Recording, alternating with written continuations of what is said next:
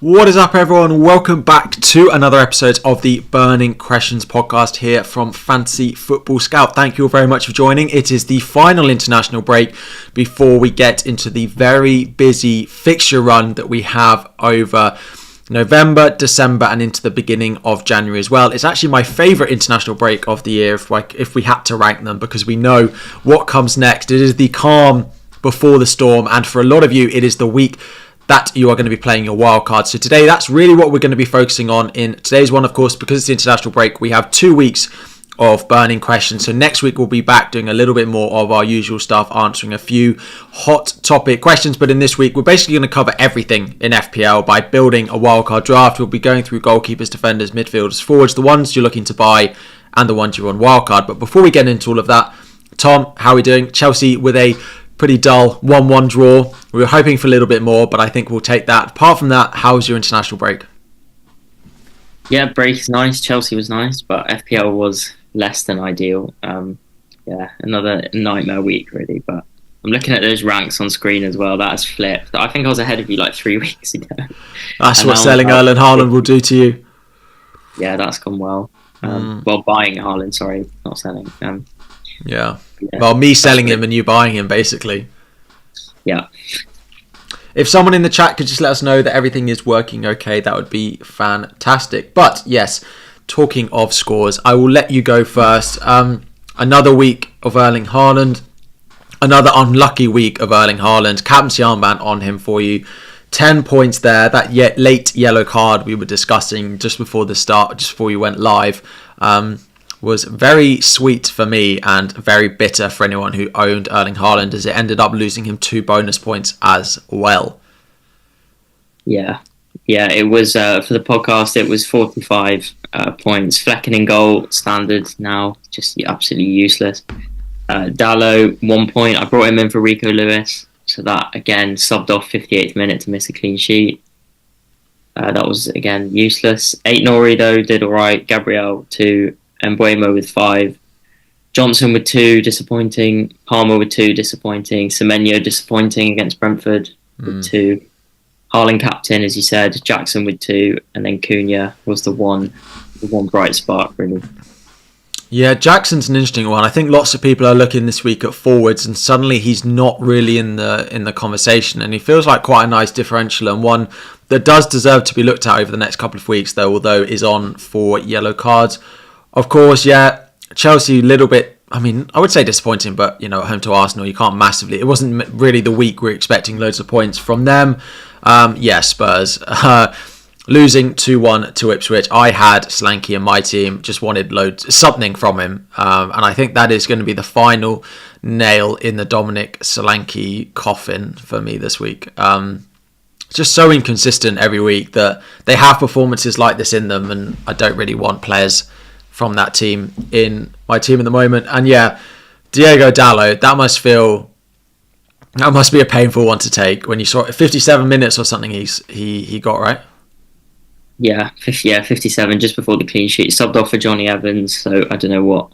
I wasn't watching the game, I don't know what happened there, but yeah, that's just so frustrating. But he's still got 2 good fixtures, and I'd like to think he's going to keep playing at least in the short term. Yeah, because obviously Shaw and Malassi are not quite back yet. But yeah, Jackson is an interesting one. I think he has games where he doesn't look that great. Like he had 1 shot against Arsenal, but that doesn't concern me. Like Leicester after the break, he's he'll be fine. Yeah, well, this is the thing. I look at that Leicester game and I'm like, that just feels like a game where Jackson's just going to get chances. Like, I wouldn't worry too much about the games that's gone, and maybe everyone going on Isak. Well. Sorry, he toned it down. The yellow cards. He was not in any referee's face, or he does. He gets to 4 yellow cards, and then he did give away a foul, a shoulder barge, and I was like, oh my god, here we go. And then he ran up to the ref and was like, I'm sorry. So I think he's well aware of it. He's well aware of it. He's going to get booked for the game that he knows he's not going to start anyway. That's basically what's going to happen. He knows there's probably going to be a game between now and January that he might not start, and he'll just get booked the week before. He'll be told that that's the game he's not going to play. He'll get booked and he'll miss it, and then that'll be absolutely fine. Is what I imagine will happen. But yeah, that's the good thing about forwards, is it's easier for them to decide not to get booked, because they're not needing to make tackles, whereas someone in defence, if the attacker's getting away from them, then yeah. And we know Jackson's not fouls anyway. Yeah, well, exactly. Just having a look at my team. So I got 70 points this week. I started Fabianski in goal over Raya, partly because I was going to the game and didn't want a triple Arsenal in my team away at Chelsea, wanting Chelsea to win. I also had Gabriel in defence. I played Rico Lewis over Mykolenko, which sadly was the wrong decision, and Rico Lewis is absolutely on the chopping block along with Dominic Solanke. 8 Norwich 6, Saka, Salah captain, and Burmo, Cunha, and then blanks. Basically, I had 59 points from 6 players on Saturday evening, and then all the players on Sunday combined, 5 of them scored me 10 points, and then Fabianski got the additional bonus. I was set up for an absolute monster week. Of course, I had 3 players in the same game, but a 1-1 draw between Chelsea and Arsenal with no Palmer, Gabriel or Saka involvement was not quite what I expected from that game. And then blanks with Solanke and Chris Wood. Finally, his goal-scoring run, for everyone who doesn't own him, comes to an end. But yeah, I mean, 70 points up to 79k. The late Salah goal was a real bonus, of course. Like, that's a big swing in my favour again this week. Cunha looked good. Wolves were not actually that impressive in that game, but generally I'm pretty happy with it. Solanke is one I'll have a look at selling, and then the defence needs work pretty quickly. 8 Nori, of course, on 4 yellows. Gabriel I'll play every week. Mykolenko's fixtures are about to turn, and Greaves' flag has been turned from red to yellow, so I might finally have my 5th defender back, although I don't particularly ever want to be playing him. And given the performances they've had over the past couple, I don't actually know he's guaranteed to come back into the lineup. But anyway, those are the scores on the doors this week. What we're going to do in today's video is talk through a wildcard team. So what we've got up on screen is Plan FPL. We have a blank team. The players in place is just my team, as I just cleared my team. We basically built wildcard drafts ourselves. I don't know what Tom's wildcard looks like. Tom doesn't know what mine looks like. And we're basically going to talk through most of the positions and build a wildcard together.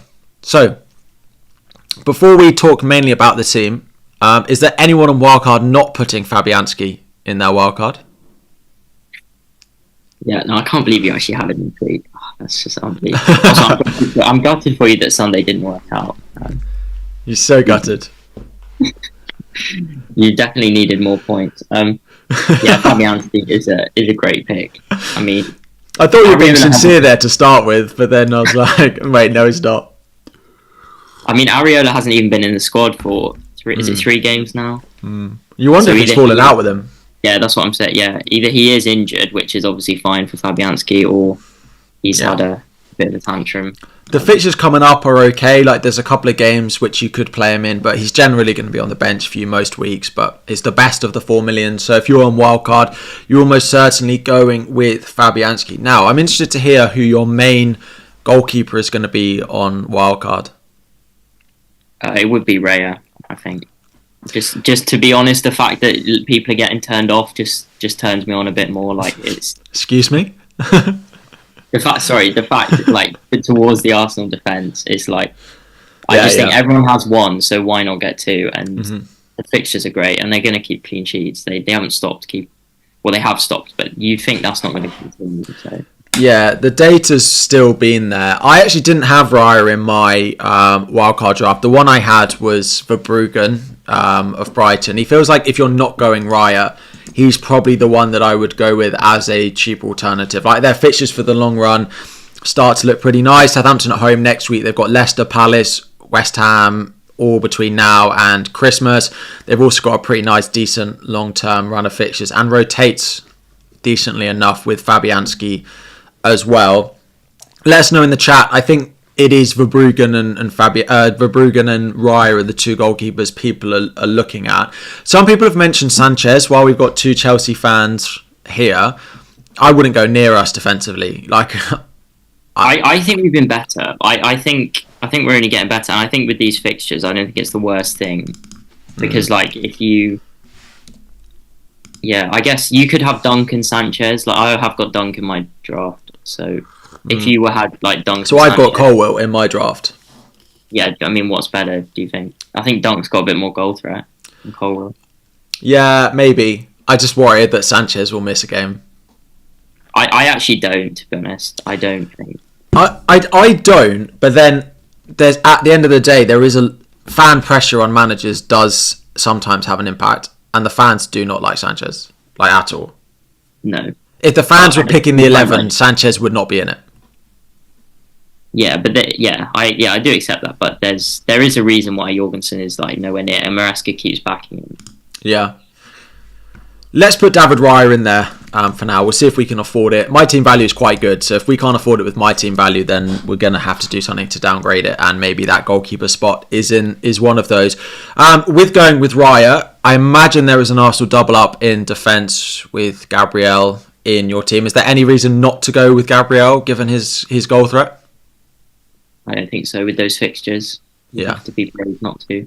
I just shout out Nick Pope for the keeper as well. Newcastle look a bit better and he's got good fixtures, but just to put that one out. Probably the reason a lot of people are not going with Pope is there might be another cheaper option in that Newcastle defence who is in my draft as the 5th defender, which is Lewis Hall. Yes, I did see you tweet. You're not too. Yeah. So he's not too enamoured, but I would have him on Wildcard. What my situation is, if you're on Wildcard and he's a 5th defender, like I don't mind that at all. But most people buying him not on Wildcard have to play him, 6 out of 7 weeks at the moment, and that I don't like because I think the fixtures are not good enough to actually want to go and buy him. But if you are building a Wildcard draft where he's a 4th or a 5th defender and you can bench him away at Brentford, you can bench him against Villa, against Liverpool, and play him West Ham, Palace, Leicester, Ipswich, then that works. But most people's defences don't have the luxury of benching him in those other games. So then in that situation, I don't understand the clamour to go and buy him if you do have to play him every week. That's basically my thought process on Hall. Yeah, I mean, does Aït-Nouri... he does make my draft. Does he cover those fixtures, or does he... You have them 3 and 4. Sorry, something just fell out of my cupboard and I have absolutely no idea why. He does cover them pretty well, yes. You could go those 2, 3 and 4 defenders. Yeah, so I suppose we'll go to the next expensive yet. I've got Konate in my draft. I don't have anyone between that price. So I have Gabriel as my most expensive, and then I've got Konate, and then they're all under 5 million. Is that the same structure you'd go with on your wildcard? It wasn't because A, because I wanted to be slightly different to what I think you're going to do, and B, because of Saka's injury. I actually didn't pick Saka, so okay. I put Van Dijk as my second defender. I don't mind that. He's more nailed. The goal threat is slightly better. But that was just spending money. Like you could have upgraded someone else. Yeah, like the fixtures for Liverpool are good. Like Konate, of course, does have a middling, injury record, and at some point he may end up getting injured, and then anyone who's gone, Konate is going to have an issue in trying to find money to go up to them, because the Liverpool fixtures from now until, to be honest, there's only a couple of games between now and sort of game week 33, the second wildcard, that you wouldn't play them in. Like away at Newcastle, if you had to play them, like you probably would. There's away at Spurs, maybe you don't. There's away at City in game week 26. But between now and then, like you'd play them at home to United, you play them in all the other games that there are there. So if you have the money, finding Virgil over Konate is a good option because it's much safer, I think. But Konate does feel pretty nailed, unless he gets injured. Yeah, I think over Christmas, I think Van Dijk's if you can afford it, I think you do it. He'll probably get you a goal or 2 as well. I suppose the question is then, because we might be tight for money, would you rather Verbruggen, Van Dijk, or Raya, Konate? I think you cover the 2 best defences there. So you go Raya, Konate. Yeah, I think so. Konate is going in. I have kept Ryan Aït-Nouri in my draft as I have value tied up in him. Even if you don't, I still think he's a decent shout for the next few weeks with the attacking threat that he's got. Is he in your team? Yes. Perfect. We agree. Ryan Aït-Nouri is going in. And then have you got 2 cheap defenders, or have you got a 4 million in there? Well, I currently have Duncan Greaves, but I have 3 in the bank, so I could go to Lewis at 0.3. So I could have Hall and Dunk. Okay. So I'm going to put Lewis Hall in. because I think at 4.4 he will be popular. There are others in there. You could go Kirkes at the same price now. You could go Anderson at Fulham, 4.3. Konza is also close to a price drop, which would be quite useful for me, down to 4.3. He's 4.4 at the moment. You could go... The issue is... Dunk's at a price drop. He's 4.4 now. He is. Dunk is the same price as Hall. The other one people are mentioning in the chat is Vandenberg. The only thing to mention is they have Everton and Leicester in the next two, which you pretty much don't play him in if you're on Wildcard this week, because no one's picking defenders that don't have good fixtures over the next two. And then it's horrible until game week 24, and they can't defend. They're all over the place defensively. So I don't think I would go with a Brentford. Flecken's nowhere near the Wildcard. Yeah, I can say from first-hand experience that Mark Flecken is not a great pick. But yeah, so, I mean, my defence, I've got, with Gabriel and Van Dijk, Aït-Nouri, Dunk and Hall. Playing one of them every week seems quite good. Yeah. Would you go... So you don't have Levi Colwill in that draft. You don't have a Chelsea defender. You've gone Dunk over him. Yeah, that was just from sort of... Yeah, I suppose you could... I guess the default would be play Aït-Nouri and then look at where you need one, I suppose. Yeah. But Dunk... I like Dunk. Southampton, Fulham, Leicester, Palace. It's not bad, is it? Yeah. Would you prefer him over a... So, Dunk is first choice, but there is, a slight chance that he doesn't play the ball as well as maybe they'd want, right? And they beat City with Igor in there as well. Would you be tempted to go for Van Heck, who is definitely nailed, or a Kadioglu, for example, or would you go Dunk if you were picking Brighton? I think I still back Dunk. I'm not sure. I haven't heard a Brighton fan suggest that Dunk's at any risk. To be honest, I don't think Igor did fantastically for the Haaland goal in the first place. I know, and they did well with Dunk. Like they were still. Yeah. So we'll put Dunk in as our final defender. So we've got Fabianski, Raya, Aït-Nouri, Gabriel, Konate, Lewis Hall, and Dunk. So in picking the rest of the team, I think the first. We have Colwill. No, Hall, Dunk, sorry. Yeah. Aït-Nouri, Gabriel, Konate. I think the first thing to discuss now is which premiums are definitely in for you, and then we can work around it. If you're on Wildcard, I presume Mo Salah is a non-negotiable. Yeah, of course. Is there any reasoning to go without him? I mean, like, if you're looking at the numbers and you think that Haaland, if De Bruyne's back, you want to go there. I mean, it's a question of risk, right? It wouldn't be massively shocking if it flipped in the next 4 weeks, Haaland beat Salah by 20 points. I don't think that is that outlandish, to be fair. No. But obviously that's your risk appetite. I suppose if you can work the captaincy with Palmer and... Because you look at Salah, right? Man City, Newcastle away, Everton away. That's probably 3 fixtures that you can go without. And then you'd want him for Fulham, Spurs and Leicester. Yeah.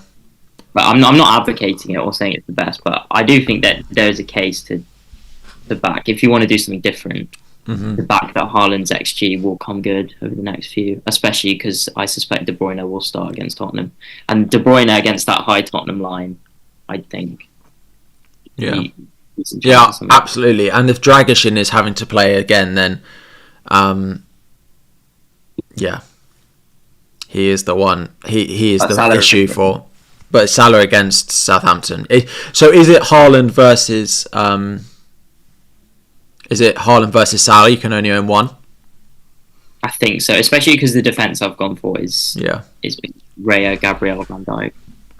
So let's put in Mo Salah, and I imagine we're both putting in Cole Palmer as well with the fixtures that Chelsea have got. Of course, he is yellow flagged, so we just need to confirm that he is fine.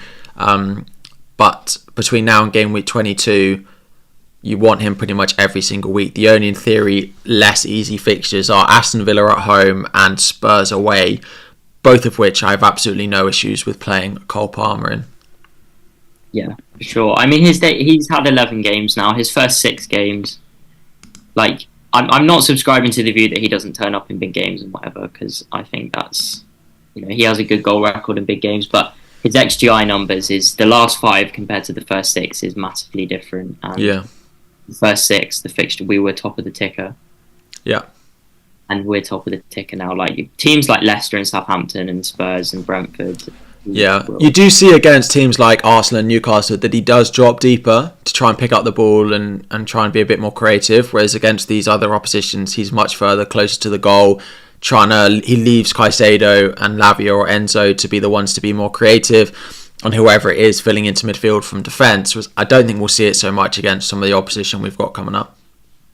Yeah, for sure. And these teams that we're playing against are not low block teams like Leicester, Southampton, Villa, Spurs, Brentford. Like those are just teams that Jackson's gonna enjoy. And when Jackson has a good game, Palmer usually does as well because all the space works out. Cool. So that's Salah and Cole Palmer in. Do you have another premium in your draft? No, I went with Bruno over Saka because I thought you'd have Saka. So I do have Saka in my draft. Of course, he is yellow flagged. If he's fit, I don't particularly love going without him, but I can understand Bruno for the short term for a couple before going to him. Forest did show a little bit of vulnerability in that game against Newcastle. Then it's West Ham, Man United, Fulham. Like the next four are not fantastic. Like they're good, but the real fixture run starts in game week 16 for him. So I don't mind a shorter term punt on Bruno before going to Saka. I suppose what we do is we assume that Saka's fit, right? Which is probably what we expect, but we probably won't know going into the deadline based on what we normally hear from Arteta. So it is. Well, actually, my draft that I built has Saka and Fernandes in it, but we'll talk about how I managed that in a moment. We'll go to the cheap midfielders then. There are quite a lot to pick from. You've got Rodgers, you've got Smith Rowe, you've got Semenyo. Out of those three, have you got any of them in your draft? I actually don't. I just kept Brennan Johnson because I have the money. Yeah, but that could come down. You could easily. I mean, you could do Johnson to someone, and then you're nearly at Saka. I suppose. If you were, I suppose, yeah, you're coming off Saka to Fernandes. That does free up a bit of money. If you were looking at those cheap midfielders now, where do you think you'd go? You've got Rodgers, who looks good, but there's a little bit of rotation or like minutes risk with the Champions League. You've got Semenyo, whose fixtures look good but is on 4 yellow cards, and you've got Smith Rowe, who is the highest scoring of them all and is just ticking along very, very nicely. Yeah, I mean this is a decision for my personal team as well because I am probably going to sell one of Rodgers or Semenyo next week. I think because for this wildcard as well, I would probably play João Pedro every week anyway. Yeah.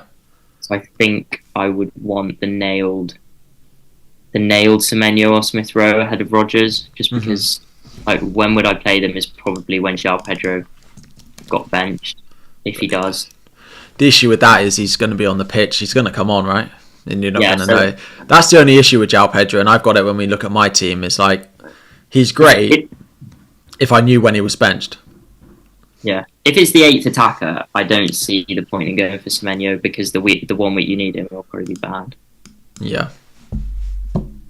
So yeah, Rodgers or Smith Rowe. I mean, Rodgers' fixtures are better, so we'll put Rodgers in. I would probably go Semenyo. He's the one in my team. He is an 8th attacker for me, which does mean I do end up benching him. I end up benching him quite a lot, which it is what it is. Like I benched him against City, but then I benched him this week and that was fine. So yeah, we'll put Rodgers in because I think a lot of people have got value tied up in Rodgers as well. He's still the cheapest as well. And if he's your 8th attacker, you may as well pick the cheaper. Just looking up front before we go back to the midfield, you mentioned João Pedro quite a lot. Is he the best cheap option, and is there any reason not to own him on Wildcard? I don't think so. I think he's back fit now. We know he's a talisman, and the manager after the game saying, he's our special player. Like I can't imagine like Ruta's gonna just start starting ahead of him. To be fair, like Hertzler's massively high on João Pedro, and with good reason. And he's on penalties, is he? Yeah, we think so. Yeah. We presume the so. Other name, sorry, yeah. I mean, Delap actually has good fixtures. Yeah. If you wanted. I mean, you could have both, I suppose. You could rotate Delap and Semenyo, maybe. I haven't looked at how that works, but I mean, Delap and Semenyo basically all both just have good fixtures for like the next 7 weeks. So you'd be benching one, which is not the end of the world, over Christmas. The only thing with João Pedro is just I know he's first choice, he's on penalties, etc., etc. Is like some of those games, like they play Fulham away. It's good though, isn't it? It's Friday, Thursday, and then Sunday. Yeah. And then Saturday, Friday. Their spread is actually really nice. I would own him on Wildcard. I'm not saying that, but it does just concern me a little bit that he might not start them all. Yeah. What about... I take it we've both got Cunha. Do you think Strand does that work, both, or does the Wolves not score enough? I wouldn't own both.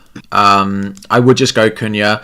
Because especially when game week 18 rolls around, if you have both, you're suddenly looking at transfers very, very quickly. And Cunha just looks like the most creative. I would just differentiate a little bit because there will be games that Wolves just failed to score. So yeah, I would go Cunha. So we'll put João Pedro in.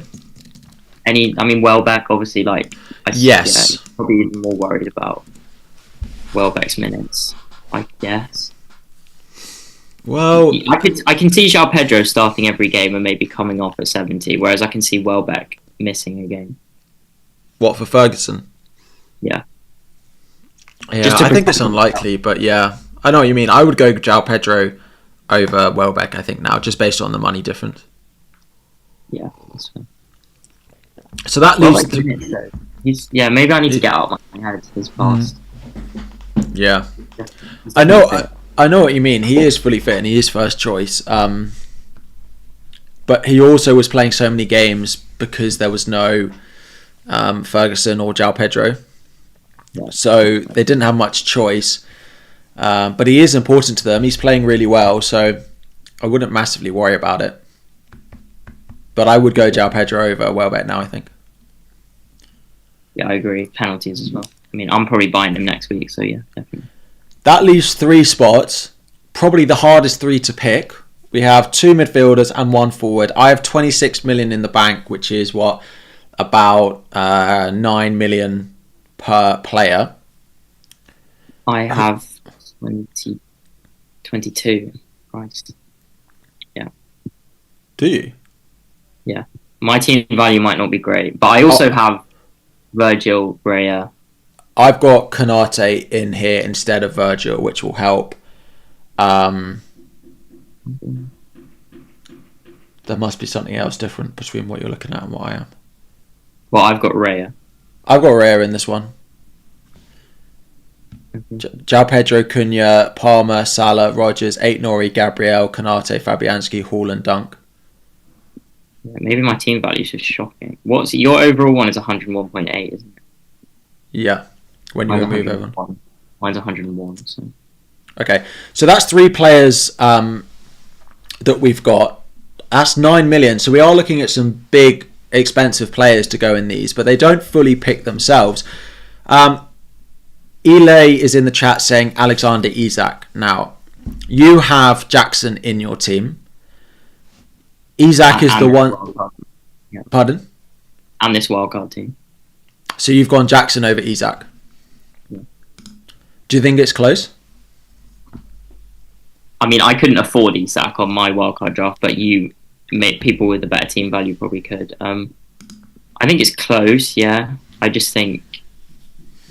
Is it fair to say we score more goals than Newcastle? Probably. So far this season, yeah. But I just love our fixtures. They're really good, and Jackson has done... I know he's done really well for me. So. Oh, you had Johnson, that's why. Yeah. But I've put Rodgers in. That's the difference. Thank you, Simon. Let us know in the chat whether you'd be going on Jackson or Isak. I think the chat will want Isak in here, and we'll let them pick this spot. If you want someone else, then please do let us know. Watkins fixtures are coming up quite nice, but I don't think anyone's paying 9 million for that. If you want to go 3 cheap ones and go with an Evan Nielsen, for example, you wanted to go for a Delap in here as well, or something like that, then let us know. But I imagine the chat will go with either Isak or or Jackson. Someone pointed out to me, which I did think was quite interesting, is that expensive forward is likely to be your Haaland make weight once you go back to Haaland. If you don't own any of those at that price, it makes it even more difficult to go and get Haaland back, because that's just more money you've got to go and find. So there is a reasonable thought process of having at least one of them in an expensive. I went Isak on Wildcard. Havertz an option if you're not going Saka. Havertz is not in our good books at the minute. I mean, I suppose, could Jesus play a game over Christmas? Now Odegaard's back. If you ask any Arsenal fans, their thoughts on Jesus, he doesn't get anywhere near the team at the moment. I mean, yeah, it's not a bad pick. I'm sure he'll keep scoring. But the thing is, in a lot of drafts, Havertz doesn't have a place because a lot of people have got a defender and Saka, so you don't then go Havertz as well. But if you're not going Saka, having a piece of the attack is not the worst idea. Yeah. I mean, you've got Bruno and Saka, right? Yes. So Have you got a cheap? So I haven't got Mbeumo in my draft. All right. Yeah, I do. Yeah. And to be honest, Mbeumo over Fernandes is really great if you've got team value, but the team value thing's really close. The other thing is Mbeumo and Fernandes have difficult fixtures in the same weeks, which is actually really annoying. So not that you'd massively bench them anyway, but you can't really rotate them. So you do really have to pick one of the two. Yeah. And if you were on Wildcard now, the only thing is, Mbeumo does look really wide. Does look like... I think Visa's as good an option, if not better, than Mbeumo now. Yeah. Because we could go in this draft and put Visa in and then go Fernandes in midfield, for example. I mean, what would that be? Isak and Mbeumo, or Visa and Fernandes? Yeah, and then that still leaves money for Saka.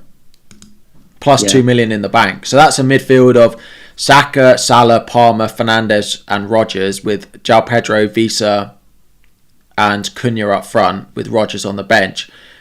And pretty much anyone's team value should be able to afford that. Yeah. That's no Brian and Mbeumo. But you do have Brentford cover in Visa. You've got João Pedro, you've got Cunha. You just don't have an Alexander Isak in this team, which basically you can't afford. Even if you sold Cunha and had really good team value, you probably couldn't afford it. So you're looking at either downgrading Saka or Fernandes to upgrade Visa to Isak. But I do quite like Visa. Visa and Fernandes all day. Visa might eat Brentford's XG. I saw the G-Tech games, and Mbeumo always wide like Salah to make him self-available. It's not a bad thing. Would I sell Mbeumo ahead of Johnson to fund Isak? I wouldn't have Johnson, I don't think. I understand you've got value in him, but I'd go Mbeumo over Johnson, I think. Yeah. So I think with Jackson, though, looking at I think we're probably going to score the most goals between now and game week 22. Mm-hmm. Our fixtures are incredible. Isn't this the best run of any team in the whole season? I think quite possibly. We haven't played any of the promoted or bottom three teams yet. Mm-hmm. I just think, do you only want one Chelsea attacker for that? Well, you could do Visa up to Jackson, for example, and you might have to do Raya down to Verbruggen in order to afford it. Jackson and Verbruggen versus Raya and Visa. I mean, it's pretty close, yeah. I just can't. Someone shouting out Pedro Neto. What do you think about him? Yeah, so that midfield spot. So in this one, we don't really have it. We've got Rodgers, but there are quite a few midfielders in at that price, that the likes of Mitoma, the likes of Neto, Garnacho, that you could potentially have a look at. I do worry slightly with Neto. He's 2 bad games away from a Sancho start. Yeah, well, Sancho's not been available as well. And when Sancho is back, he's probably only playing 60, 70 every game. Yeah, I mean, Madueke is probably the one that's close to being dropped. But then as soon as Madueke dropped... He's really good. That's the thing. And as soon as Madueke's dropped, Madueke's getting half an hour anyway, so... And then Pedro will probably be dropped a few weeks later from Madueke. Yeah. So I probably wouldn't. Like, I'd look at Palmer and Jackson. So, I mean, this is where the draft is at the moment. It's a bit of a combination of both of ours. Fernandes, Palmer, Salah, Saka, Rodgers with João Pedro, Jackson, Cunha. We've gone Verbruggen in goal. If you have team value, like, I could stretch to going Raya in goal, but we'll leave it out just for the sake of the team value. Rodgers, Hall, Lewis Dunk on the bench, Aït-Nouri, Gabriel, Konate. It does give you a 15-man squad for the Christmas period. That is very... Yeah, someone's saying Konate to Colwill. So does that free up? I guess that lets you play Dunk and Hall a bit more. Yeah. Maybe. I just think from game week 15 onwards, you'll want some of that Liverpool defence. That Liverpool defence looks really good. And if you're not going Van Dijk, I would really want... I'd really want a piece of... Dream died already. Yeah. A good suggestion in the chat is if you're going Dunk, then to go Sanchez over Verbruggen. So at least then you've got a bit of Chelsea, you've got a bit of Brighton. I quite like that. Yeah, I wouldn't be put off Sanchez at all. I would be shocked if Jorgensen came in, to be honest. So this looks pretty nice. I'm quite happy with what we've built. Fabianski, Sanchez, Aït-Nouri, Gabriel, Konate, Saka, Salah, Palmer, Fernandes, João Pedro, Jackson, Cunha, Rodgers, Hall and Dunk. I've got $1 million in the bank with this team. So hopefully most people are able to afford it. If you're then trying to do Jackson up to Isak, then you're getting pretty close to the threshold of what you might be able to afford. And I understand that a lot of people like Isak. And if you are doing that, then you might end up being a little bit short of money. If you were going to change this up and put a few differentials in there, who takes your fancy that you might go a little bit different on a wildcard with compared to what most people are building? I think short-term wildcard picks, I think Neto could be good for a few weeks. Like he's less than 1% owned and playing against Leicester. Yeah. Southampton, that's 2. It's pretty good. I'm just going to get the scout fixture ticker up for difficulty over the next few weeks. So, top of the ticker. Your boy Chris Wood. Ipswich at home, 2 weeks. I know, but it's Arsenal and City away either side of that. I don't think people on wildcard are going with it. No, that's fair, but yeah. Ipswich top of the ticker over the next, let's go 5 weeks. They are top. Any love for Delap? You could go with Leif Davis. Yeah, Delap, 4.6% ownership. I mean, well, we did shout him out, to be fair. Yeah, we did. I mean, you could put Jackson down to Delap in that team and then go... I don't know what you'd do with that, but... You could go Rodgers up to... I don't quite know how much that would leave me. I mean, you could do Rodgers up to Mbermo. Yeah. It's actually not a massive upgrade because you've already got the 4 big midfielders, haven't you? Yeah. Yeah, Delap's pretty good for him. Although we have seen him benched and the manager said it's because he's young and he can't pay so much. So that doesn't sound great ahead of Christmas, to be fair.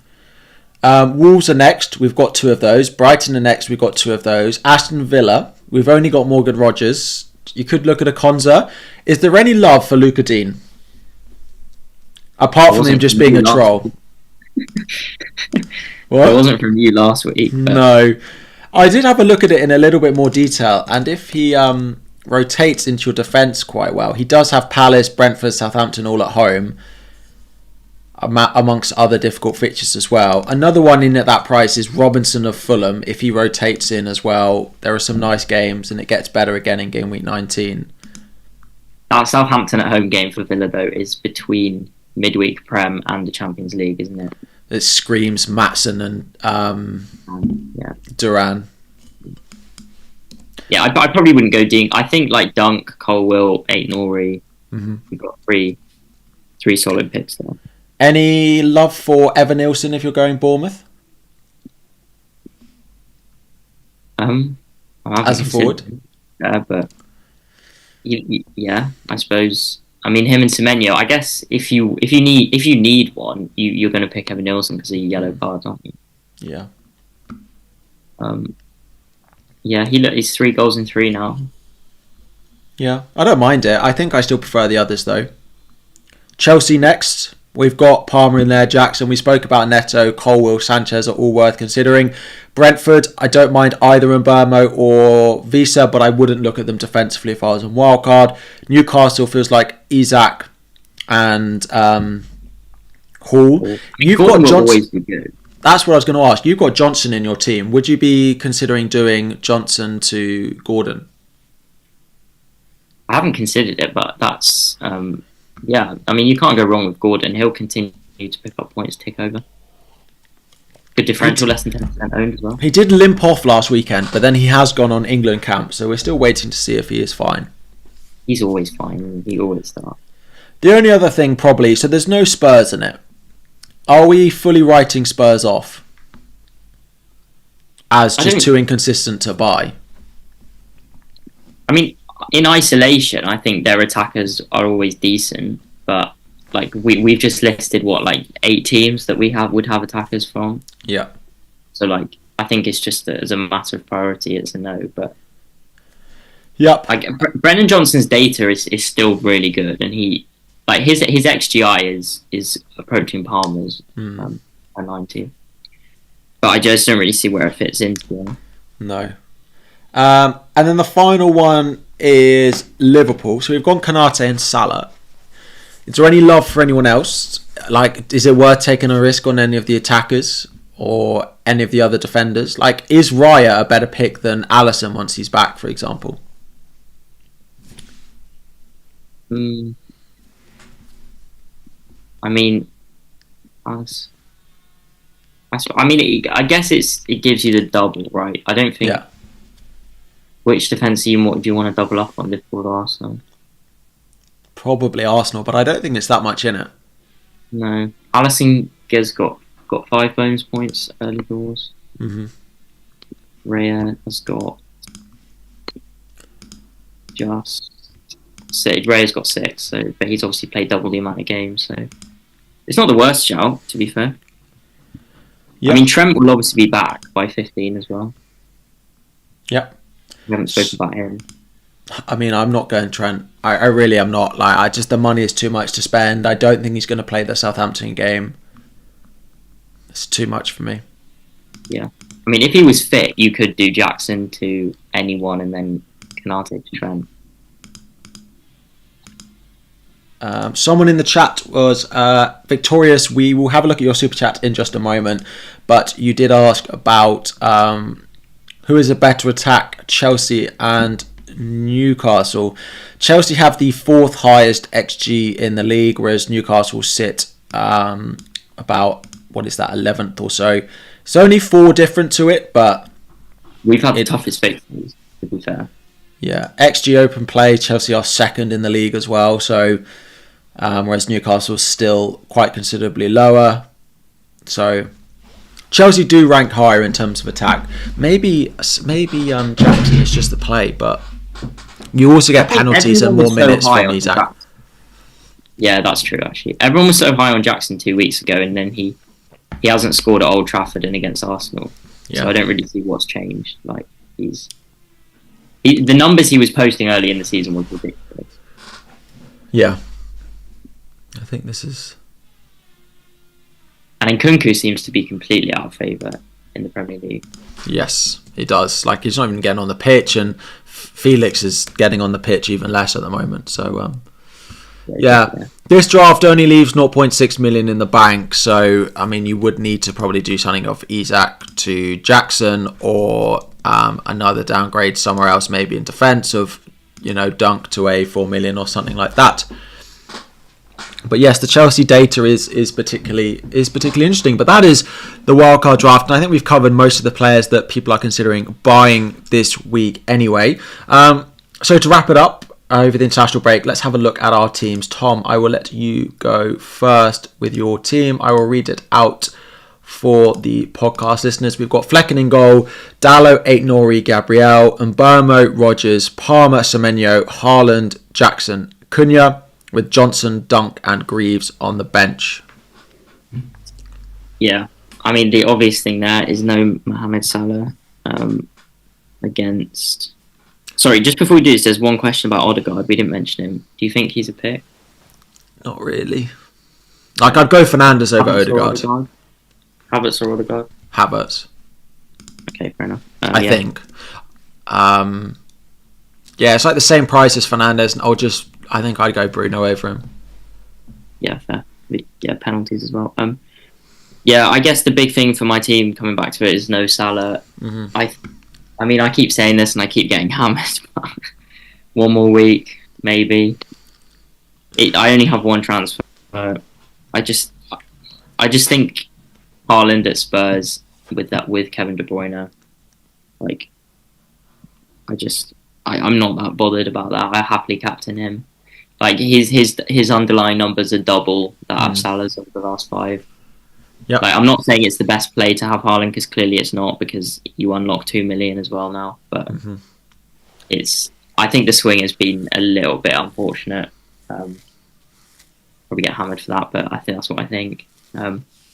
So yeah, I'll probably just roll the dice one more and probably roll. I could do Flecken to Raya for free and just get rid of Flecken because he's useless. But that means next week it would be a hit to swap Haaland and Salah. And I still don't have Salah. The alternative, I go nuclear this week and I take a -12 and I get Saka, Raya, João Pedro and Salah. I don't think that's the answer. And just fix it all. But I don't think that's the answer. I think that's a bit silly. But yeah, the only thing I'm genuinely considering is getting Raya and then for the hit next week. The thing is with the Haaland to Salah move is then you end up having to bench someone, because I presume you'd sell Johnson, or would you keep Johnson? No, I'd sell Johnson. So then you are having to bench like Rodgers at home to Palace or Semenyo at home to Brighton, or presumably João Pedro comes in, so him. Yeah. Yeah, no, it's probably not worth a -12. -12 I wouldn't do. I could sort everything out with that, but I'm not doing Flecken to Raya for a hit as part of a -12. So no, not on that one. Flecken to Raya this week though on its own. I'm sick of Flecken. Like they're useless. Everton away though. Yeah, I've said this every week. Flecken. Is it better than Raya at home to Forest? I mean, yeah, but that's also a long-term play, isn't it? Yeah. But then next week Flecken has Leicester at home, so I'm not doing it then. And then we get to 13 and Raya's got West Ham and I'm stuck with Flecken. So, sorry, no, we get to 14. Yeah, Raya has Man United and Flecken has Villa. It might just be one of those that I never end up doing because I always have something else.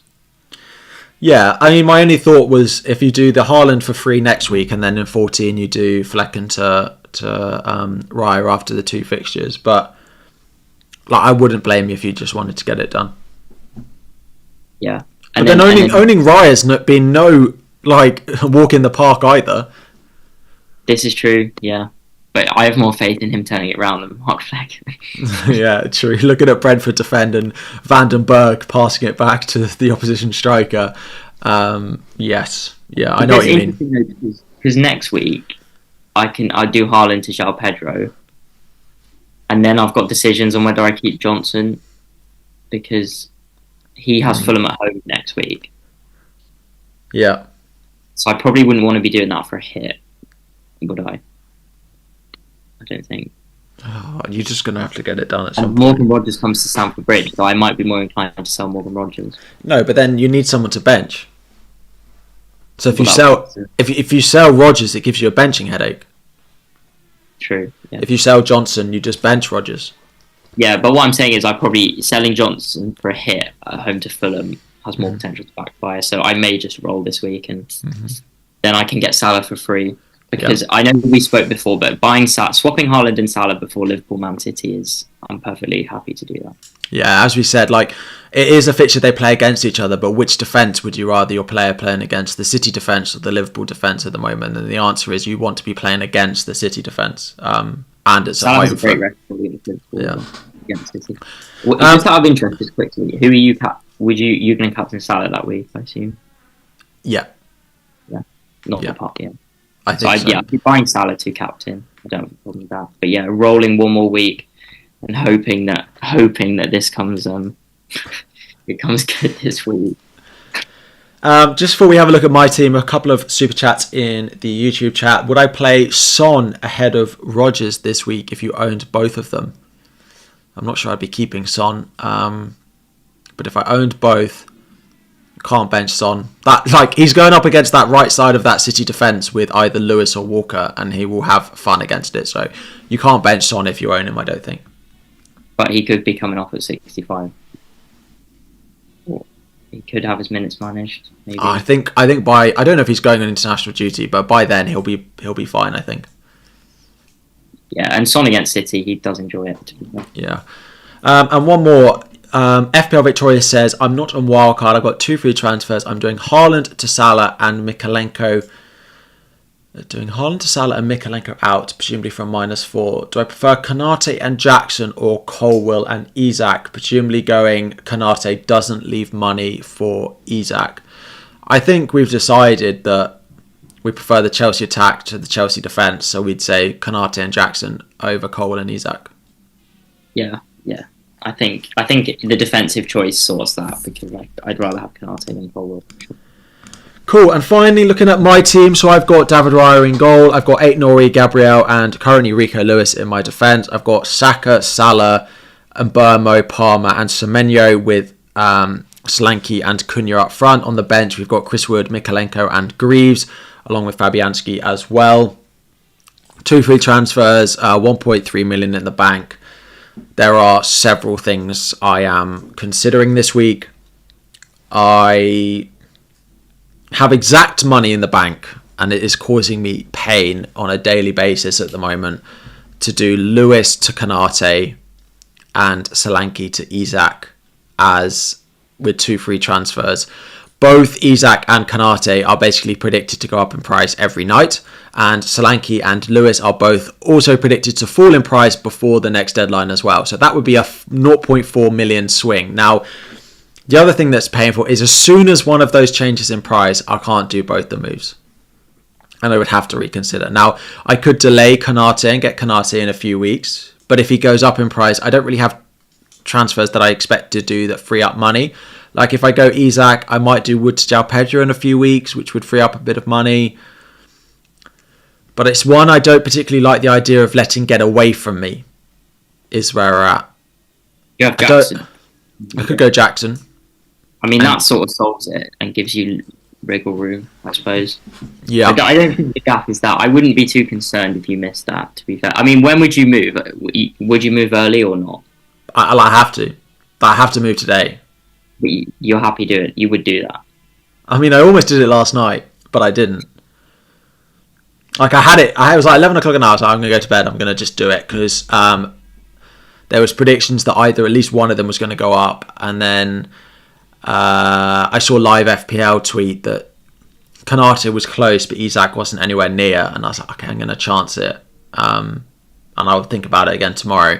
And neither of them changed in price. Part of me wanted one of them to change in price just so that I didn't have to deal with it. I think getting forced into Jackson's not the worst thing. But then it's also because Saka, you've got Palmer and Saka flags, right? I think Palmer will probably be fine. But Saka did genuinely look injured. Like, he pulled up and then went off when Arsenal were trying to get a winner. Like, I think I wouldn't be overly shocked if Saka was actually injured. He didn't look great. But the issue is, right, if Saka's out, I'll probably have to make the other 2 transfers anyway because I'm selling 2 players I don't want in Lewis and Solanke. That if Saka's out, I'll probably have to do 3 transfers regardless. Yeah. I mean, yeah, if you feel fine, if we get to next Friday and Saka's out, I mean, the worst case is Saka and Palmer out, but I think that's probably unlikely. Yeah, if you're happy to then we'll be in trouble if that happens. So you're happy to then take a hit to get rid of Saka. But if Saka and Palmer are both out, and I'm not selling both of them and keeping Lewis and Solanke, like what state's that going to put my team in for the next few weeks?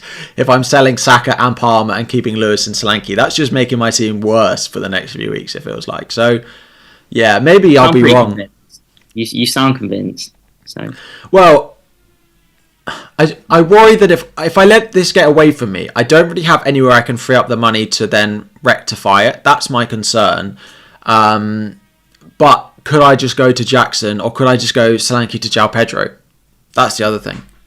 Yeah, I don't think being forced away from Isak is the worst thing. I don't think that's going to cripple your season. I think Jackson and João Pedro are both good options as alternatives. I mean, we were almost saying that Jackson's better just now.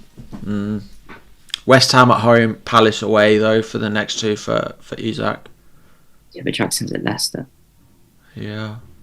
Who's your eighth? Who's then your eighth? Like, if Jackson got booked against Leicester, what are you doing then? You're just playing Semenyo, I assume. Yeah, unless he gets booked. Oh yeah, that's true. Like, I'm not sure I feel particularly comfortable buying Jackson when I've got 8 Nori and Semenyo both on 4 yellows. Yeah, that is fair actually. And then what would you do if you went João Pedro? What does that open up? You got any, like, can you get Bruno then or something?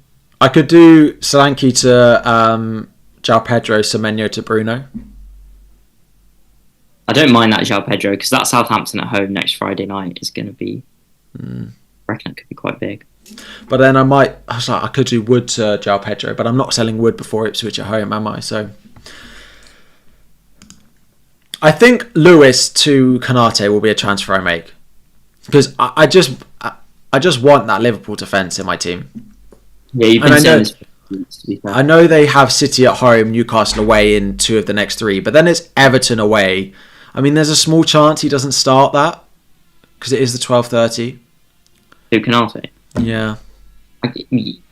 Slot would be in trouble if he brought Conte in for a Merseyside derby when he's already criticised him about aerially against Sean Dyche. That doesn't seem very clever, to be fair. No, and I'm like, if they do defender against Calvert-Lewin, surely. Yeah, that's true. Southampton away, like, if they keep a clean sheet there, then I'll be happy with the decision, because I don't see many other defences that I really back to keep more than 1 clean sheet in the next 3 weeks anyway. Yeah, no, I don't really think that needs justifying too much, to be fair. I think that's good. So Lewis, the final issue is if I do the Lewis to Konate, Solanke to Isak move, I then have no money to upgrade Mikalenko now that Lewis Hall's gone up in price. So that's the other thing. So I don't know. But then I might do Wood to João Pedro in a few weeks. Yeah, the thing with João Pedro is he's always there to get money, and he's always going to be there, and his fixtures are really good. So I wouldn't. And he's so cheap, like 5.4 million for a talisman penalty taker. That's like Palmer last year. Like, next week, I'm going to be in the situation where I've got Wood at home to Ipswich, but I'll have a transfer to do Wood to João Pedro if I wanted to. Like, I don't know what's better in that situation. Anderson is a good shout, and I am like, Dunk is flagged and currently 4.4. He could drop. Konza is 4.4 and he could drop. So there are 4.3 defenders that I could get to. What? Dunk better not. Yeah, I'd love a 4.3 Dunk. It's just drop.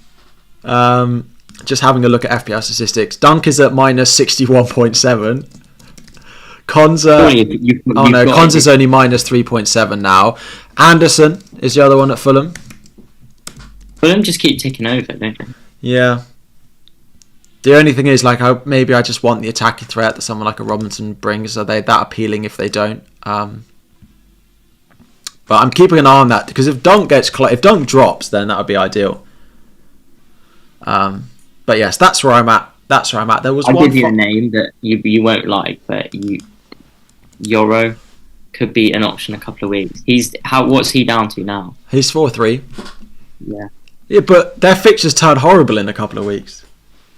But when are you going to be? Yeah, I suppose. But you're going to be playing 8 Nori and no, you just get Konate. I think that's the best thing. I think Lewis to Konate is something I'll definitely do, and then, like, if I had to play Konate at home to City, like, I don't hate that. It's not the end of the world. No. But that's the other issue. Like, he is not fantastic over the next couple. Kirkez, he's 4-4 though, so I can't afford it if I do those moves. I have literally nothing in the bank from. Kirkez is close to a rise as well. So anyone who owns Lewis Dunk, if you could sell him so I can afford him at 4.3, that would be Yeah, amazing. I'm not Be great. happy. Yeah, I think your transfers you should sell Dunk. A few people saying in the chat, we built the wildcard draft. Game week 14 is quite interesting for a bench boost.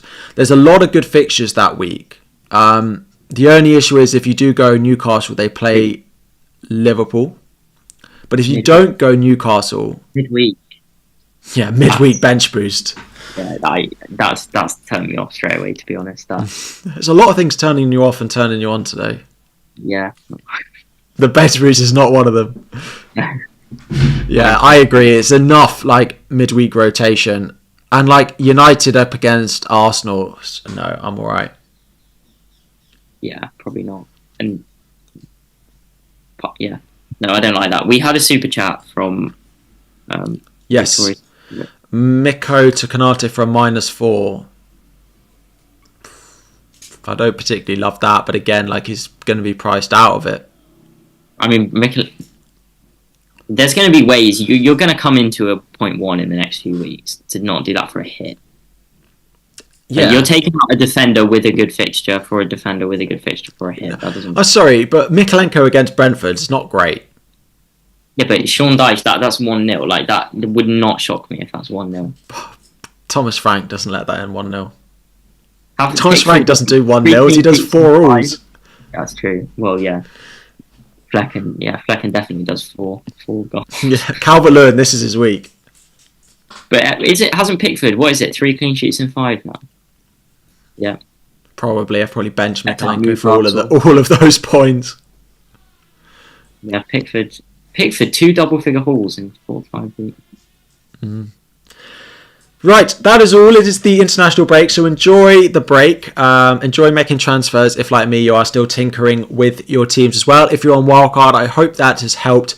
If you're on podcast, please do rate 5-star. If you're on YouTube, please do like the stream and subscribe before you go. We will be back next Wednesday with the usual episode of Burning Questions. Thank you, Tom.